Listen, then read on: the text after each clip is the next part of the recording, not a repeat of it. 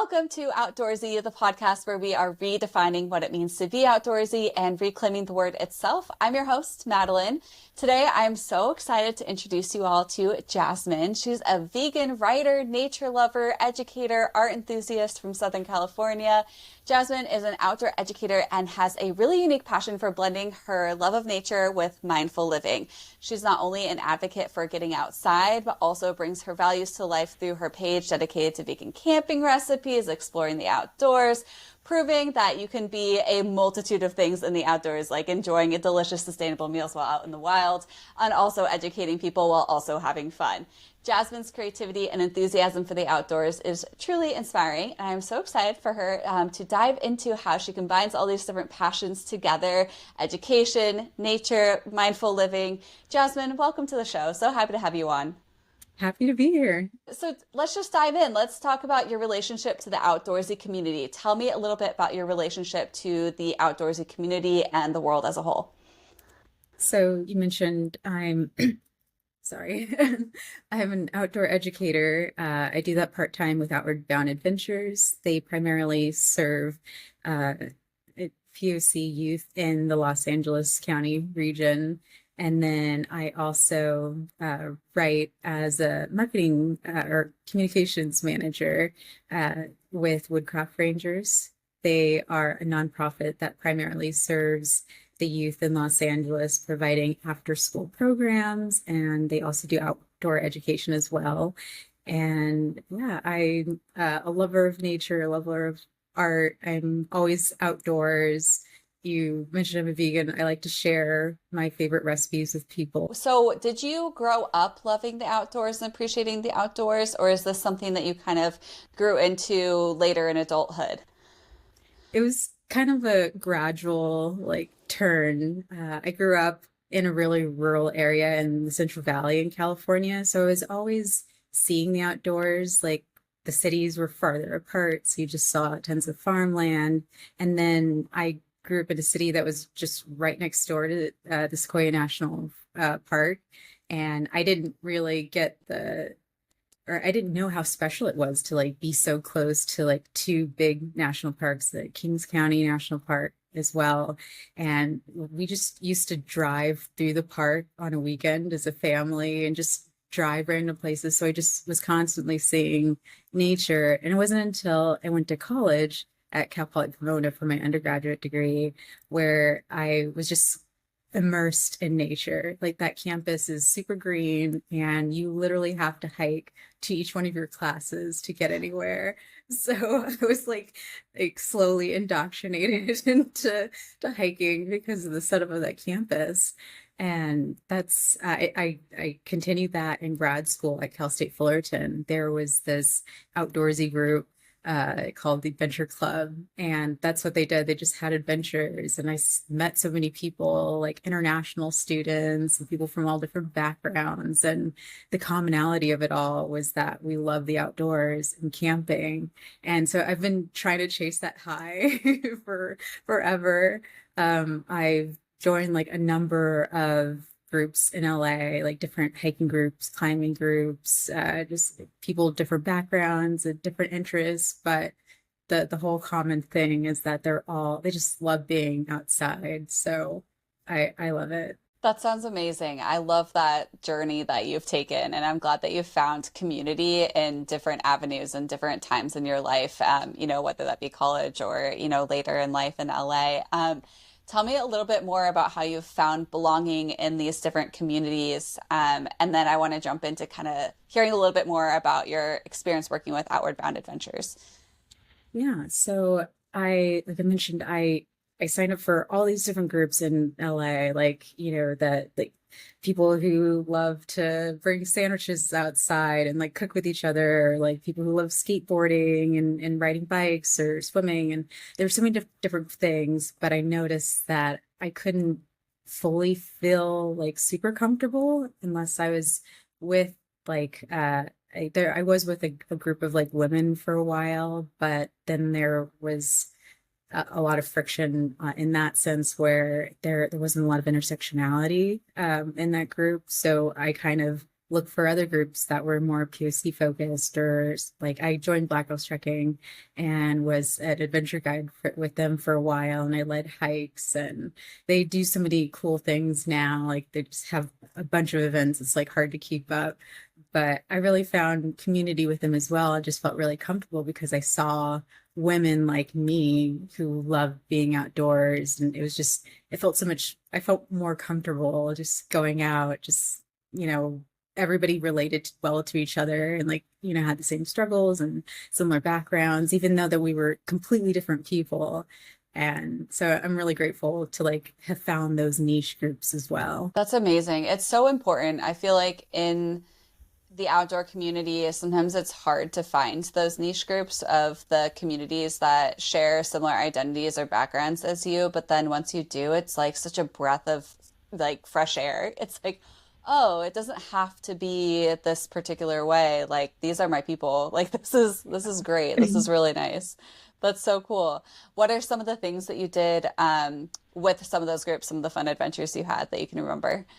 I went backpacking for the first time in grad school, and it was easy because it was just like a bunch of your friends just like showing you things, letting you borrow stuff, like, you know, giving you tips on like, hey, you can go to REI and like rent stuff. You don't have to buy your berry canister. And it was just so many tips like that in the beginning that helped set me up for like going on my solo trips, you know, later on.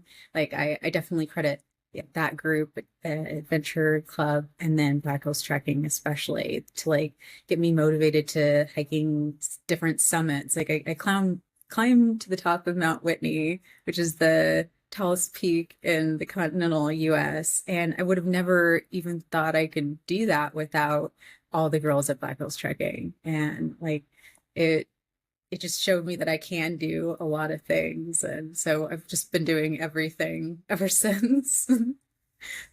That's so amazing. It's so wild how just being able to find people that support you and can are providing a helping hand in like an educational, helpful, and kind way can really empower you to do stuff you never imagined you would do on your own. And then, like you said, it has set you up for success for in the future. If you do want to do solo adventures or go out and do your own thing, you now have all these resources and, you know, help from all these other people that help lift you up. And I just think that's so powerful. Just the power of community is so fantastic. That's amazing. Yeah. So after school, after graduating, you then went into the professional field and went into marketing, and then also started working with Outbound Adventures. Tell me a little bit about how you got into that niche and your adventures there. Yeah, so a few of the girls who actually were in Black Girls Trekking wanted to apply to the Dolly program that Outward Bound Adventures have. It's the Diverse Outdoor Leadership Institute, I think. And we all got certified in that, and we were able to get Wilderness First Aid certified through them and get some different certifications and resources with this organization, and like to the point you felt comfortable enough to take little kids out into the wilderness. And so yeah, now we all have it down pat and have led groups of kids, like the 9 day backpacking trip we mentioned before. That was with a bunch of middle schoolers and high schoolers who have never been backpacking before, and we broke it down, like teaching them how to safely do that, you know, if they wanted to do that again with their family, and then just to show them on the trip that they can do some amazing things. They all climbed New Army Pass while they were there, and they were just hiking every day, carrying everything on their back for 9 days out there. And I don't think any of them thought that they can do it until they just started doing it. So it's that in itself is super inspiring, and the reason why I keep coming back to that.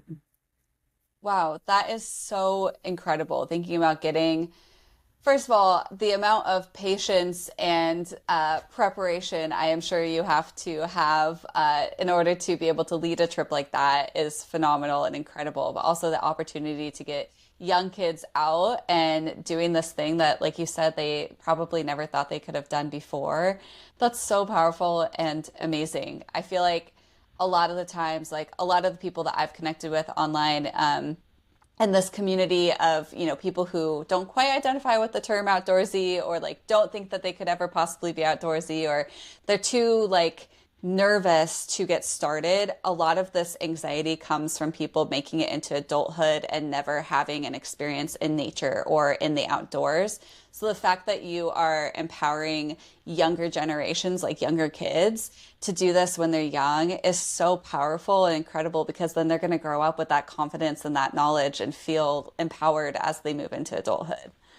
Yeah, and that's a lot of the reason why I switched my entire career trajectory and like got back into the nonprofit world and started working at Woodcraft Rangers, because they have a lot of the same, similar mindset. They just want everybody to have a place to feel safe and to be introduced into different sports or extracurricular activities. Just, that extra learning ability like outside of school that they provide. But then they also have a strong outdoor education component where they, have a woodcraft camp, and they're encouraging kids to just make friends and just to feel, comfortable enough in nature. And I love that they do that as well. And that I don't have to, be writing for marketing for, something trivial. It's something that I actually like does good positive things. So happy about Yeah. that as Oh, well. that's amazing. It's so nice to feel good about the work that you're doing. Yeah, I am going through a career pivot myself currently, going from the tech marketing world and feeling like I want to do something that actually means something more. So I can completely empathize with that, for sure. That's just amazing. I think the both of those organizations sound fantastic and phenomenal. If people who are listening to this podcast want to learn more about either one of those two organizations, where can they go? So for Woodcraft Rangers, you go to woodcraftrangers.org. And then I believe Outward Bound Adventures is also .org. I have to Okay. double check, but it's all on my website as well. That's my full name, Jasmine Delo at .com. And all my handles are the same thing. You'll eventually find it. Yeah, yeah. Okay, perfect. Yeah. And I'll do the I'll put the links and stuff in the show notes for this on YouTube and on all the podcast platforms and stuff too, so people can click through. But just, I think people would be really interested in supporting that and just kind of learning more. I want to jump into this, kind of leads into the next topic, which is talking about inclusivity, because I feel like one of the biggest barriers to getting into the outdoors, whether you're an adult or a child or anything in between, is it can feel really intimidating when you are just starting out. So I'm really curious to hear. I have a lot of questions for you around this, but just since we were just talking about your experience with these other two orgs, and especially with youth, what advice would you give to maybe parents of young children and who want to get them out into nature, outdoors, and start kind of exploring that with their kids? It's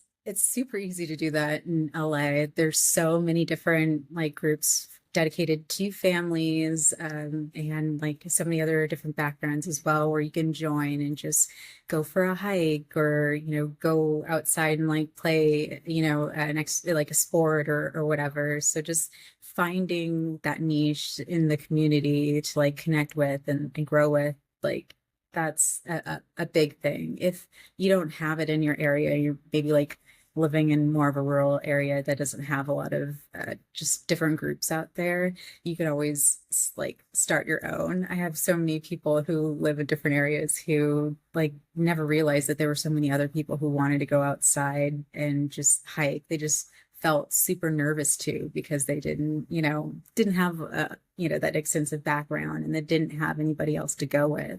So like starting that on your own, and then just connecting with people online, and then just doing it anyways. Like through the pandemic, everything was like closed. Like I believe like almost all the trails were like closed too. So like I had to like get really crafty, and I had to like start camping and hiking on my own. And I started doing everything solo around that time, just getting over the fear of doing it by myself, just realizing that as long as I was super prepared and like I knew what to bring, and I knew that like my risk of, like danger is like much higher in, like in a city versus the wilderness. Most animals leave you alone. It's the people you have to worry about that, are strange and or whatever. So yeah, just go out there and do it anyways. There's a million different ways to be outside. It doesn't have to be like a 10-mile hike. It could just be, lunch outside in the park. Oh my gosh, everything you're saying is like music to my ears because that's the whole premise of this podcast, right? Is like getting people to think about outdoor adventures differently. It doesn't have to be scaling giant cliffs or like accomplishing some giant goal. You can just kind of go be outside and like eat a sandwich out and have, as long as your feet are like in the dirt or whatever, and you get a little grubby, like that's it. That's all you have to do. I think what you were saying too about how when you were starting to do more solo adventures is another thing that a lot of people in the community that's going to be listening to this podcast is curious about is a lot of people want to do solo adventures and go out there, but they're scared, whether that's the wildlife or it's the, potential encounters with crazy people. They just are afraid of going out and doing something on their own. What are some of the ways in which that you have kind of overcome that fear and prepared yourself both mentally, physically to, yeah, to overcome that kind of fear?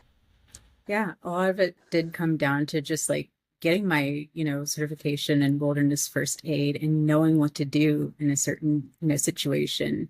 There was an instance where I saw somebody like, fall from heat exhaustion. Like she was about to pass out, like just like super limp. And it was just like really alarming. And I didn't have that certification yet, but I did the right thing and I knew kind of what to do. I just wasn't entirely sure.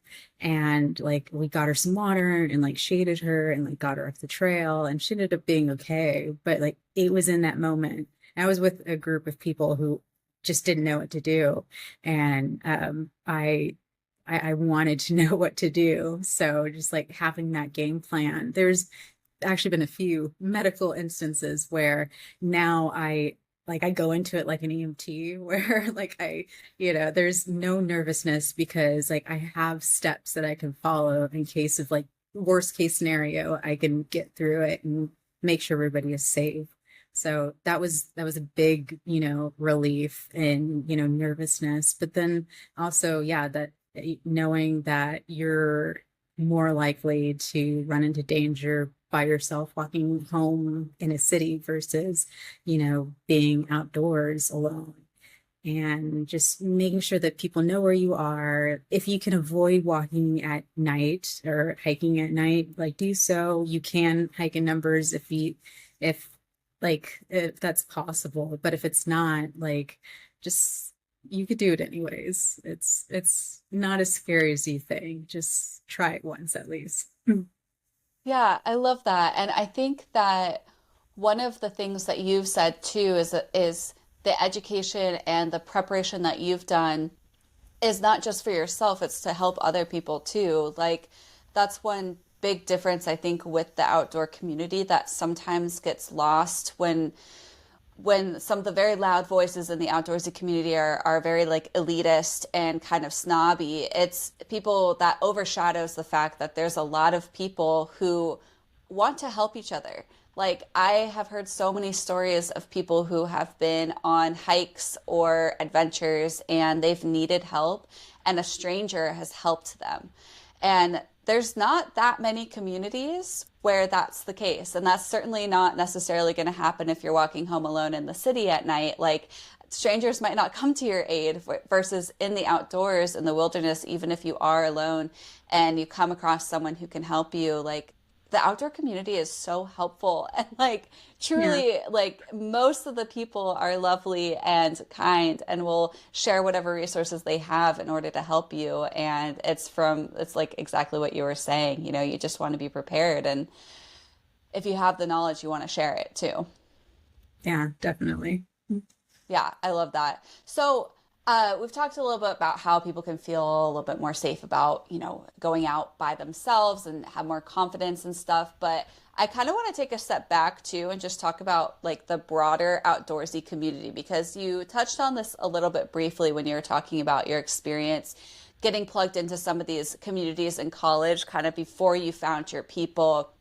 It wasn't like quite clicking, right? Because it wasn't quite the community that you needed or resonated best with. So I would love for you to share, just because I think that a lot of people would really appreciate hearing this story, your struggles of fitting into the outdoorsy community and kind of how you found that community that did make you feel like you were welcome and you were part of something. I would love to hear from you just a little bit more about that.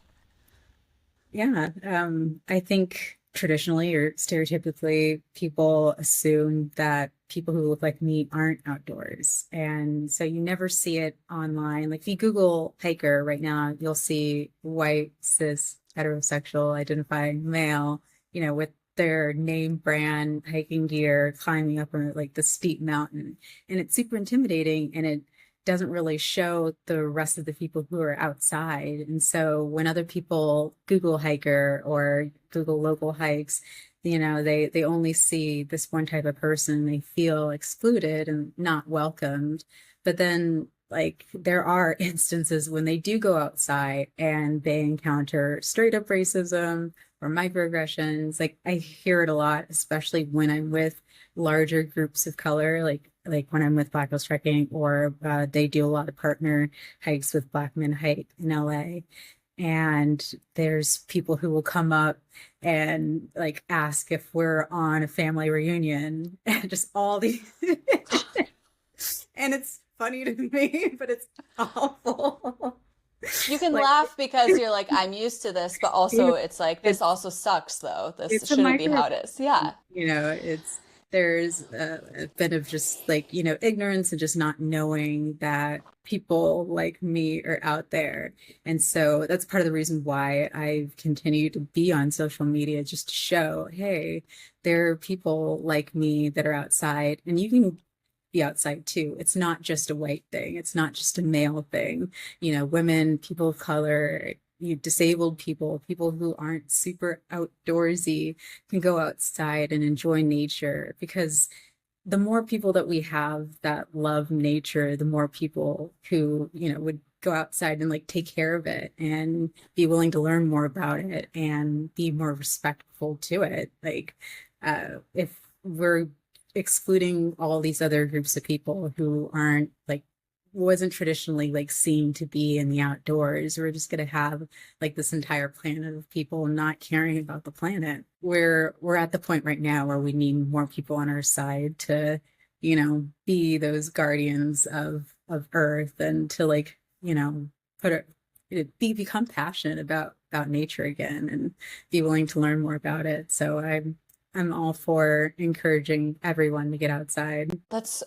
There's so much that you said that I want to dive more into, because you have articulated so many of these issues that I've heard from different people in the outdoorsy community, over and over again. They either are saying, I haven't seen myself represented, whether that be in media, film, television, whatever it is, of people who are hiking, which, isn't that much, or in marketing. You see these big brands that claim to be inclusive and market towards all outdoors people, but then in their marketing, it's like just straight white men who are thin.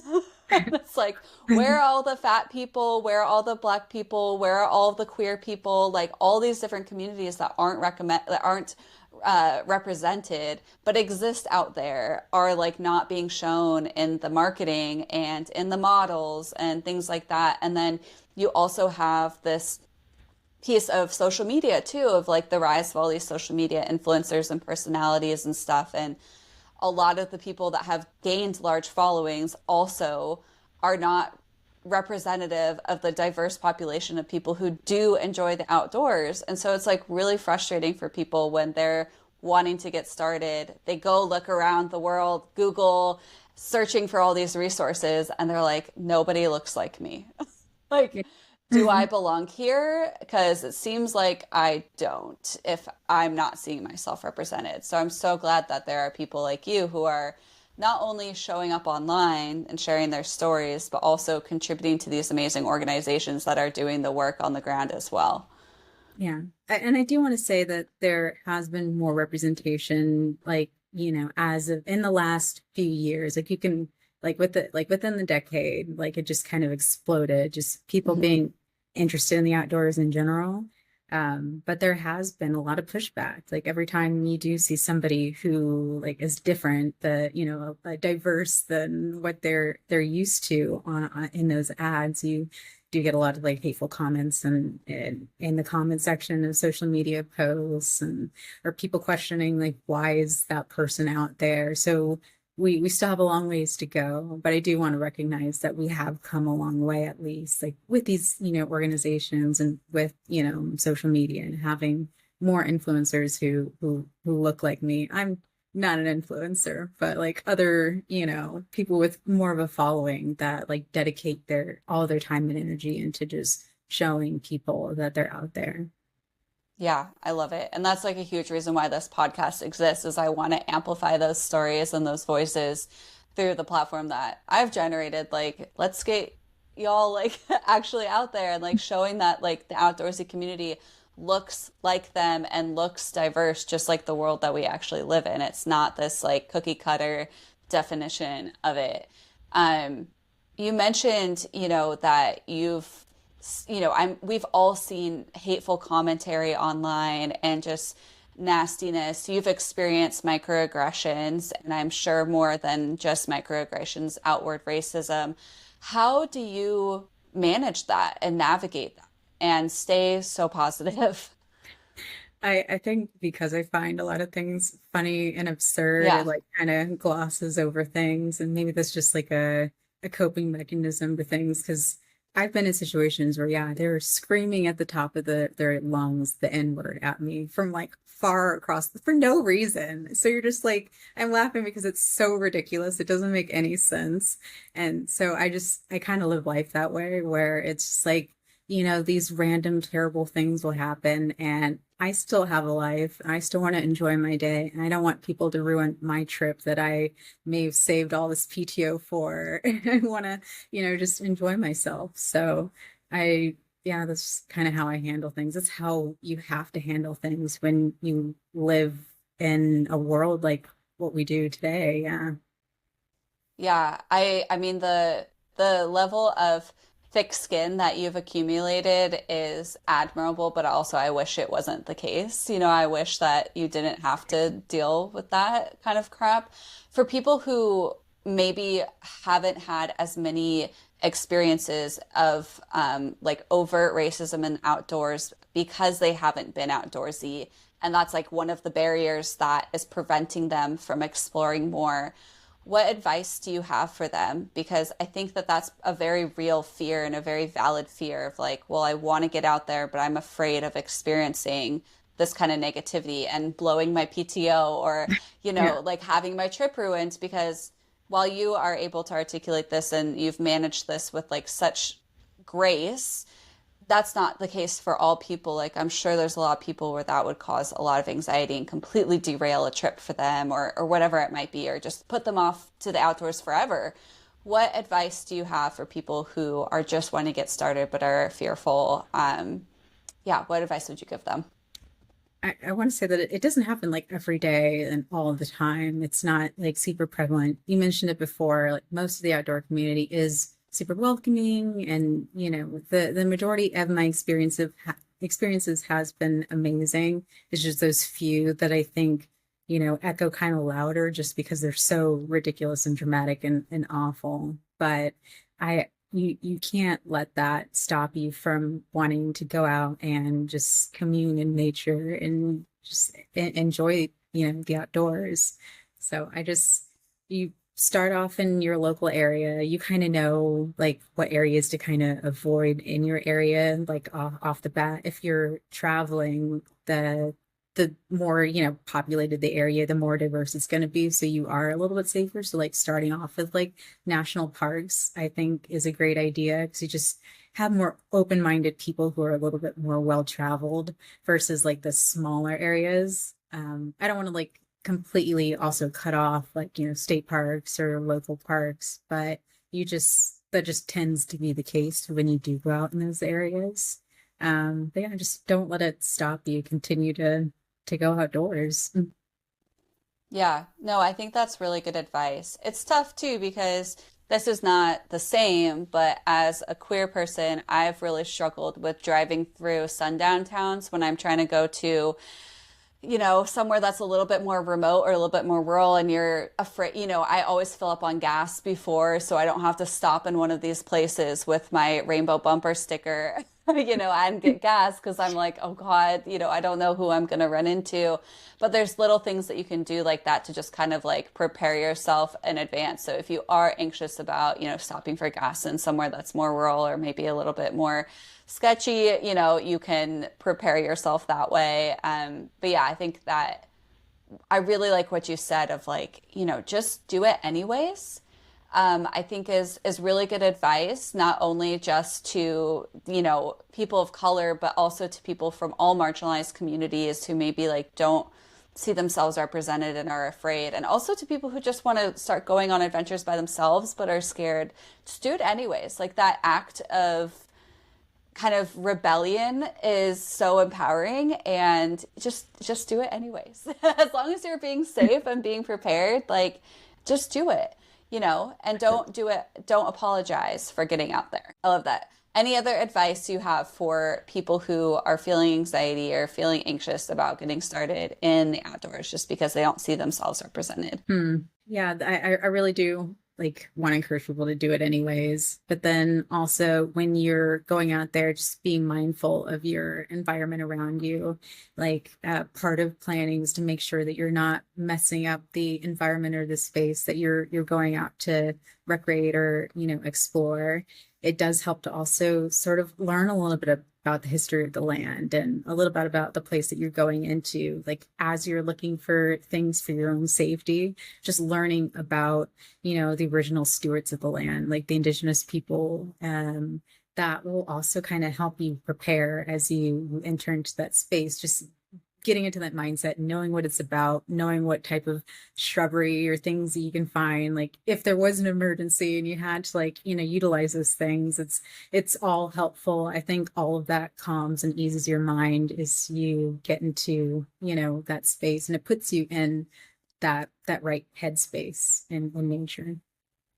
Yeah, I like what you're saying about kind of communing with nature and stuff too. I think this probably goes into kind of some of the other stuff you've done about kind of more mindful living and also maybe ties in with your veganism as well, just kind of being a little bit more mindful. I think one of the shifts that I made when I kind of started getting into the outdoorsy community was I did more education about how Indigenous people recreated on the land and how their relationship was in terms of recreation and like enjoying the land, not just living on it, but like playing, And one of the things that I learned was that it's not about conquest. And that is a point of contention a lot of the time between the Indigenous community and the people that recreate on their land, Yeah. is that a lot of people that look like me see the outdoors as something to be conquered or,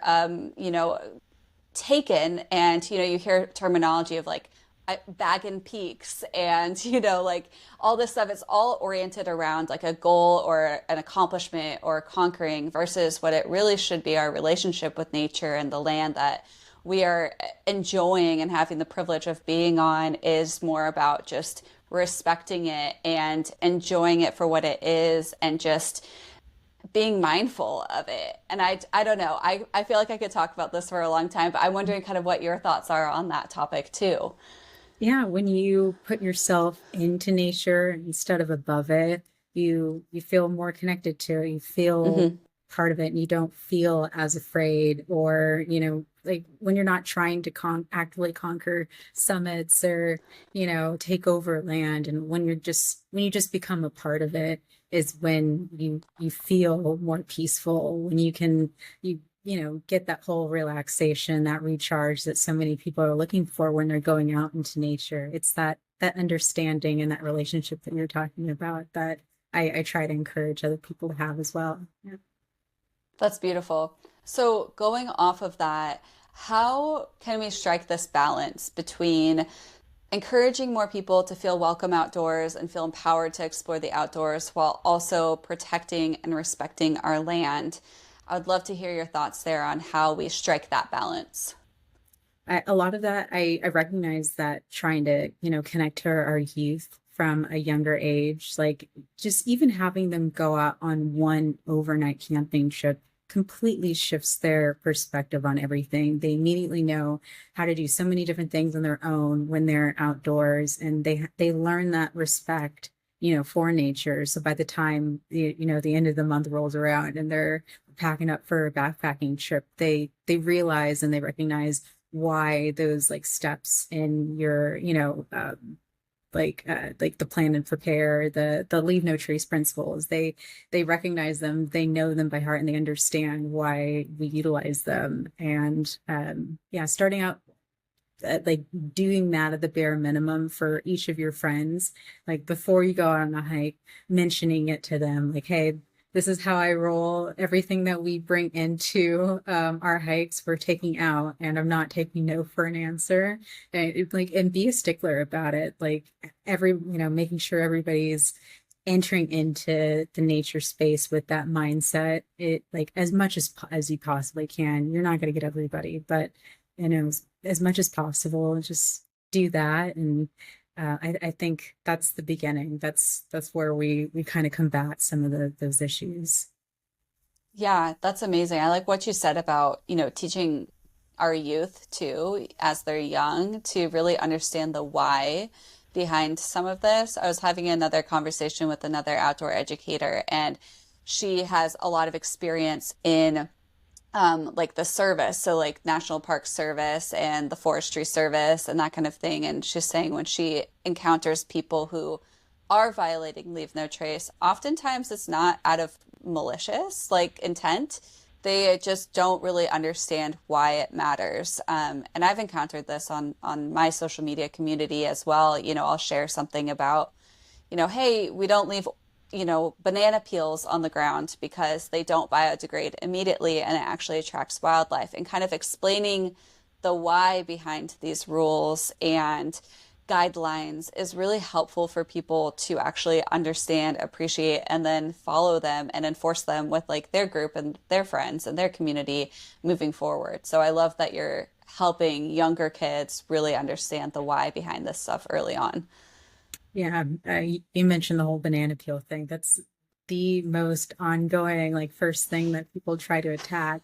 And they're like, it's going to biodegrade anyways, even if it's going to take so long. But it doesn't belong in that area. Like, it's not indigenous to that region. And that's where that whole going back to the history of things and like just covering the basics of that land, then you realize, oh, if a certain tree grows right here, like the eucalyptus tree in California, it takes up a lot of water. It's invasive and like it actually causes a lot of drought and, like prone to more forest like fires. And so just even knowing things like that, you realize like the impact of everything around you, anything that you do, and then anything that like people previously, like settlers who, brought that stuff has like done. Like, California didn't look anything like how it does today. It looks completely different, mostly unrecognizable, but there's still elements in areas that are still the same. And just knowing about them helps protect them in the long run. Yeah, that's